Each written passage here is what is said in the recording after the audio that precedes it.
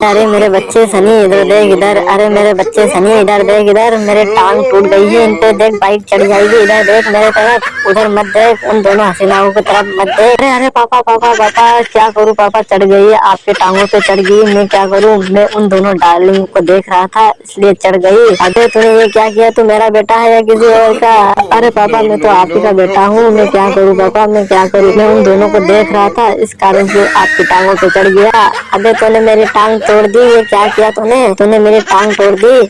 अरे पापा ठीक है, मैं आपकी टांगों को फिर से जुड़वा दूंगा, लेकिन उधर देखिए पापा, वो दोनों हसीना मेरे लिए वेट कर रही है। उधर देखिए। जा मेरे बच्चे जा, तेरा आशीर्वाद तेरे साथ है। जा, तेरा 2.5 किलो का पावर दिखा सबको, तेरा 2.5 किलो का पावर दिखा। जा, मेरा आशीर्वाद तेरे साथ है। ठीक है पापा, आपका आशीर्वाद ऐसे ही बनाए रखना, मैं अपना 2.5 किलो का पावर दिखाऊंगा। इन दोनों को आज दिल से पेलूंगा पापा। जा मेरे बच्चे जा जा, और दोनों को दिल से पेल। आज दोनों का बिल्कुल रस मलाई निकाल डालना। ठीक है पापा ठीक है, मैं दोनों के रस मलाई को निकाल डालूंगा, आज दोनों को दिल से पेलूंगा।